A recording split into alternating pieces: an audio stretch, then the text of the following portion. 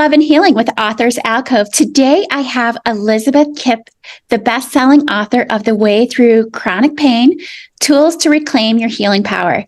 And she's also a stress management historical trauma specialist and a yoga-informed addiction recovery coach. Thank you so much for joining us, Elizabeth. Well, thanks so much, Agnes. I'm so glad to be here. You know, I'm very intrigued by what you do. I actually used yoga to help me get through some of my hardest battles, especially depression. And I know that it was a very powerful tool for me. Do you mind sharing a little bit about yourself, what inspired you to write the book, and what work you do as a yoga-informed addiction recovery specialist and stress management historical trauma specialist? Sure. I lived with chronic pain for 40 years, and I was on prescription pain medicine for 31 of that. The last 15 of that was fentanyl and Ativan. The doctors, except the last one that I found, all said I'd be living in chronic pain for the rest of my life, which didn't really make a whole lot of sense to me. That's just the best that they had based on their training. And during that time, by the way, I had a very gentle hatha yoga practice that really kept me limber through all of that. The chronic pain I was in was both emotional and physical. I had a blow to my low back and broke the fifth lumbar in two, and the front part of it slipped forward into my pelvis. It's sitting there 80% slipped into my pelvis now. But we have hardware that's it took a few surgeries to get there, but we have hardware in there that's holding it together. It was just clearing the pain after from all that surgery, and all the trauma was just tricky. And finally, I found a doctor who understood the nature of chronic pain and helped me detox off those medicines and help me clear it. And he wrote this book, Conquer Chronic Pain, an Innovative Mind Body Approach. His name is Dr. Peter Prescott. He passed away in 2016, but he left us this book. And my book is the follow-up to his. His is the doctory, researchery one, and mine is more like, this is the experience of a chronic pain patient and the tools I use to heal it. Now, he's got tools in his, absolutely. He's got exercises in the back and stuff, so it's a manual as well. Mine's just a little different focus. Anyway, I was in that amount of pain for a long time, and had so many doctors said I wouldn't heal, that when I finally did heal, I was like, this isn't that complicated to heal this. It's not that complicated. But I just understood that I just had a doctor that they just didn't understand they weren't trained to kind of see the symptoms. Dr. Prescott was a neurophysiologist and an addiction specialist, and he really studied the brain, and he understood the stress response and what chronic pain does. And so that was his area of specialty. And the thing about chronic pain is it's any pain that's felt 15 days out of 30 for 3 months or more.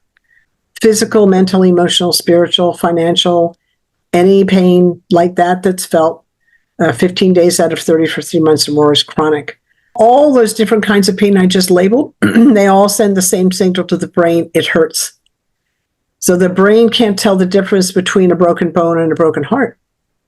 So grief is a chronic pain experience, right? Depression is a chronic pain experience if it lasts, if it fits the time criteria that we outlined. And why is that different? In regular acute pain, we have this thing in the body called the stress response, which when we're under threat of any kind, we have an injury or we're threatened in the environment, we perceive a threat, the stress response goes on, and we have a kind of a biochemical behavioral reaction to that threat to find safety again, and like fight, flight, all that stuff. And then after we resolve the threat or the injury, the stress response goes back to normal. In chronic pain, the stress response is stimulated, but it stays in the on position. And we're not actually made for chronic stress. That's a chronic stress thing. We're not made for that. So it's very stressful in the nervous system. It affects the brain, and we don't perceive things like we used to. We get a lot of brain fog, and we also have it affects the emotional center in the brain, so that we get a very negative mind. Like, it's all your fault, it's all my fault, the world is bad, it's all, I'm a victim. I mean, that describes somebody in chronic pain, But you have to understand it's the changes in the brain that's making that happen. You have to do steps, you have to work to get out of that. There are things that we can do to clear that, which I talk about in my book. But that's the phenomenon that we're talking about. I was just in this space for so long. The doctors kept saying you can't heal from this, and I kept going, yeah, there's got to be an answer. And finally, I found Dr. Peter, and I was like, I need to write a book about my experience. So I did. How did you find your own healing? Because, well, first of all, what kind of chronic pain were you experiencing first? Well, I had a combination of physical and emotional. I just was in such denial. I didn't even know I had emotional pain. I didn't know that until I got in the program. I was like, oh, there's more to this than this back pain. So that was interesting. So emotional pain can actually transmute into physical pain. And physical pain can cause emotional pain. So there's this, and it can be spiritual because you can think, well, I'm being punished. That kind of there's all kinds of ways that it turns, it twists and turns, and so I had both. Yeah, I had both. I didn't really get the spiritual part. I didn't really have that. So, what were some of the things that you did personally that helped you heal from your chronic pain, both the physical and the emotional? Well, Dr. Peter helped me get off all the medication I was on. That was very helpful. He helped me realize that I was carrying unresolved emotional trauma. And so when I got out of his program, I continued with therapists that I did. I had an EFT tapping, a psychotherapist who used emotional freedom technique tapping as part of the work, which is really great because it helps move the energy out of the system. I did yoga. And part of that yoga practice was meditation. It wasn't just physical asana, but it was meditation and mantra music, chanting, which is vibrational movement, focused vibrational movement, very clearing. It really helps that kind of work really helps to break old habits. Like I have old habits around pain in my body. It helps break those up, and you can kind of build a new way to react in the world. And also I used ancestral clearing. John Newton of Health Beyond Belief was a wellness consultant in Dr. Peter's program, and he brought in ancestral clearing, which helps us clear the effects of intergenerational trauma. So you see, it was a very holistic program. And I also, when I got out of there, I added in a nutritional piece. So, and I did whatever I could because I was on opiates and benzodiazepines, which when you get on those long term, it really fractures your sleep. So I had to work at getting my sleep back. So those are 4 huge elements, right? So move the body, sleep, exercise, and meditation, right? Those are all huge pieces. One of the things you mentioned was ancestral clearing. What do you mean by that? Yeah, so we come into the world through our DNA, and the genetics and epigenetics. We come into this world with information in the system, and some of that information includes unresolved trauma from the past, from other generations. Ancestral clearing helps us clear the burden we carry around that. And I'll give you a couple of interesting examples. So there's a story about a guy who ran a rat lab. He raised rats for experiments and stuff. And the rats are all playing. They're all born there, and they're playing in the communal rat area one day. And the guy who runs the laboratory takes a cat hair and drops it right into the center of the space, and they all scatter. But they've never met a cat. So how does that work? Right. See? That's information that got passed into the system from the past. So how would you heal from ancestral healing? Okay, so ancestral clearing is a process that it's kind of, you're kind of asking me like, what is chocolate? Because it's experiential, and I can give you a piece of that today. There's about 20 different techniques that John Newton uses. I'm one of his practitioners. I was so impressed with the process that I went and took the first training I could that was back in 2014. And I've been in the work ever since. What we do is we work in the present moment. And quantum physicists tell us that in the present moment, we can access past, present, future all at once, which is my experience of this work. So we ask the person to just kind of stay present, notice what they're feeling in the body, and we actually we bring in creator energy, God energy, infinite, whatever you want to call that power that created all this here. We ask it to help us release that which no longer serves us. And it does. And we do that in the form of it's in the form of a prayer. And I have this science background, and I was kind of like, I didn't have any understanding of the power of prayer when I first experienced this practice. So I was not exactly neutral. I was more like cynical questioner. It was kind of like, this is curious, but I'm going to try it because I'm here, kind of thing. And I had such a response to it, and everyone else in the room had such a response to it. I was like, what's happening here? I know something happened. Is it repeatable? And can you measure it? And does he teach it? And, so I saw it repeated again and again and again. And I thought, wow, this is interesting. So I learned a lot about the power of bringing in that kind of energy on our behalf. If we want help, we get it.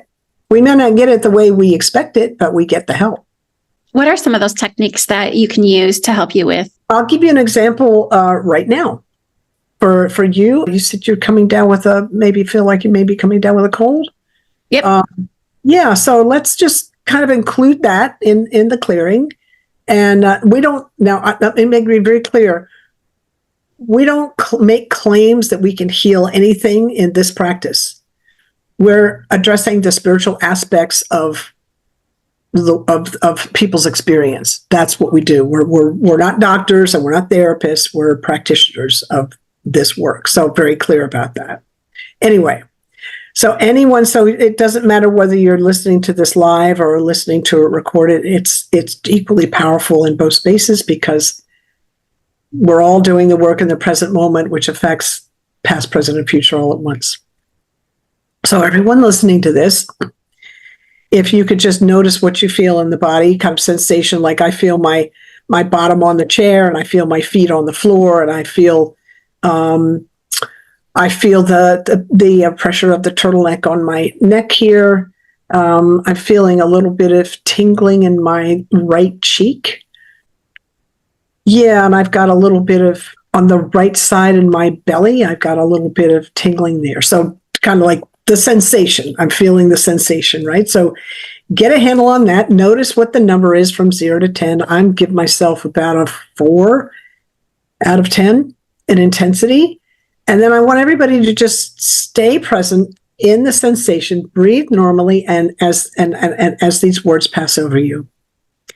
For Creator, all that you are, whatever that is, and all that is, for everyone listening to this and all their relationships and all of their ancestors and all of their relationships that are all space, time, dimension, realms, lifetimes, and incarnations. For all hurts and wrongs ever done to them in thought, word, or action.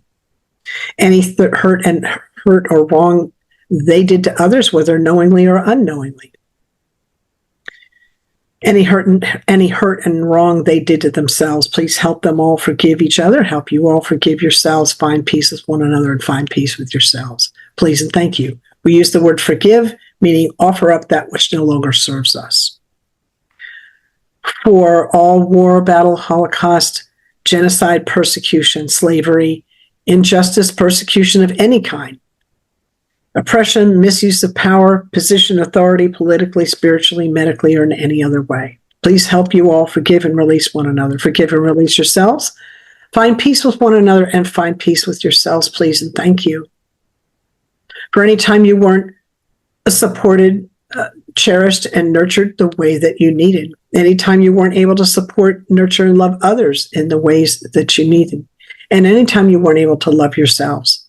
Anytime you were out of integrity with one another or another out of integrity with you. Please help you all forgive and release one another. Forgive and release yourselves. Find peace with one another and find peace with yourselves, please, and thank you. Please help everyone release all weight, pain, burden, sin, death, debt, negativity of any kind. Please and thank you, please and thank you, please and thank you. Let's just take a breath in and let it out and notice how that feels in the body. What's the number, big or small or different? Interesting. I would say mine is a little bit smaller. I'm a big believer in prayer as well. So what exactly is a stress management and historical trauma specialist? Is that what you're talking about when you're talking about ancestral clearing? Well, so I'm going to come at this from a few angles. We're looking at the individual who's got their own experience. We're looking at the collective, which we're living in a collective, so that the individual is influenced by its own experience and by the collective experience. And because of what quantum physics is telling us, that through the present moment, past, present, and future is all here. We're also living with the information of the ancestors. So we're living in ancestral, with historical trauma as well. So it's not just what's going down now, it's what went down before that still remains unresolved in the system. I don't know if that answered your question, but that's all stressful. If it's unresolved, it's stressful, and it distracts us when we carry that burden. We're spending energy carrying the burden instead of not having to carry that, right? Having the energy to just kind of live our life without the burdens of the past. Like if you had an aunt, which I get this a lot. We have a couple things that we see in the practice a lot. One is kind of a scarcity mentality. Like I live paycheck to paycheck, but I don't seem to be able to get ahead, that kind of thing. And I know it's also worry energy. There's a lot of people that just worry. So that creates an energy in the system, a pattern. This is why yoga is so helpful, because it helps us unwind that stuff, right? So does ancestral clearing. Ancestral clearing and yoga are both effective at moving this energy. They just do it differently. Yeah. Does that make sense? That does make sense. So when working with people, what are some things that you talk to them about before you start with assisting them in finding healing? Or does it kind of a broad thing that you kind of do the same thing with everybody? Well, yes and no. The first thing I do with everybody is try and assess the state of their nervous system. And usually, because you want, as a coach, which I'm not a therapist or a doctor, but I'm a great coach in that space to support therapists and doctors. You want to create a safe space for them, a place where they feel safe. And so the first place you look to see if they feel safe is their nervous system. And if they're agitated, then I take them through a breath practice and help them, which helps in about 3 minutes, just calm. And then they have an experience right away so they're not just feeling their nervous system's calm and they're like, oh, I guess she knows what she's doing, kind of thing, or at least sees that she's helping me. And because they did it themselves, all I did was guide them, they have a sense of empowerment. And most of the clients that come to me have lost the sense of their own empowerment in their own healing. And that is something, again, that I try and do with everyone, is guide them to understand the power of their healing lives within them. I mean, we look to doctors and therapists and coaches and stuff like that to help guide us, to help us, give us the optimal conditions for us to help the mind, body, spirit system heal.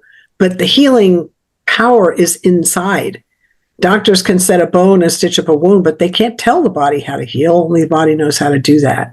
So getting the clients to understand that is a big piece. Now, how I go about that and what the client brings in, everybody's different. Everybody's got a kind of a different. So I meet everybody where they are. It just kind of depends on what they're bringing in that day, and it depends on what they're bringing in as to what tool I bring in, whether it's maybe yoga work, or maybe it's meditation work, or mindfulness work, or maybe it's ancestral clearing, compassion inquiry, just kind of EFT tapping. We do that too. It just depends. Yeah, everybody's different. So there's some stuff they have in common and some stuff that's different. If somebody's very agitated, what kind of breath work do you do with them? Oh, well, I'd start with just left nostril breathing, nice long in and out. So just cover the right nostril and inhale nice, long, slow, and deep through the left nostril. And then exhale long, slow, and deep through the same left nostril. Just keep breathing in there 3 minutes. You want to keep the exhale as long or longer than the inhale. When we inhale just on the left side, when we're bringing air, we're breathing just on the left side. That's stimulating the calming center in the brain.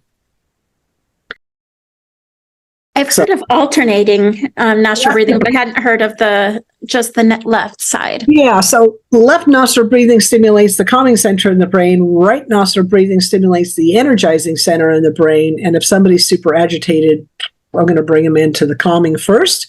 Then we can do 3 minutes of alternate nostril breathing, which balances both hemispheres of the brain and helps balance the emotions. So anxiety is kind of like emotional, but also we want to get the calming first, and then the emotions will follow. Yeah, if that makes sense. Yeah. Definitely. Thank you so much for sharing all that wisdom with us. If somebody wanted to work with you, how could they contact you? Do you do virtual or do you only do in person? Oh, I do mostly virtual. So how could, especially after COVID, with COVID, I just, it's all online. So you can find me at my website, which is Elizabeth-Kipp, KIPP.com. You got to put the dash in there between my first and last name. Otherwise, you'll get ElizabethKipp.com is a photographer and a web designer. And she's extraordinary at what she does, but she's not a stress management person. So Elizabeth with a hyphen, Kipp.com. I have lots of free resources there. You can book a session there. There's all my social media is there. You can find me on a social media, message me through there too. Just hit me up. Love to take you through stress management or ancestral clearing. And I'm happy to book a free, like a complimentary 15-minute introductory session if you'd like to have a chat. Who would be your ideal client? Well, my ideal client is somebody who's actually ready to do the work to heal. Yes, I'm willing. Yes, I'm willing. It's that simple. And through your book, The Way Through Chronic Pain, what do you hope others will get out of it by reading your book? Well, I wrote that for doctors, nurses, anybody, family members, and chronic pain sufferers, anybody that's working with people that have chronic pain or are in chronic pain themselves, so that they can hear the voice of a chronic, if they really understand the landscape that a chronic pain sufferer is living in, and also the tools to help them lift out of that, release the grip of the chronic pain. So anybody that falls under those categories, it's a pretty small book. It's thin. It's not a long read, but it's packed full of tools and very practical and very effective. Well, thank you very much. I'll definitely be putting your website as well as the link to the book in my show notes. That way people can reach out to you or purchase your book. But again, thank you so much for sharing everything with me. I appreciate it. Thanks a lot, Agnes. I'm so grateful for your podcast and for being a guest. Yes, definitely.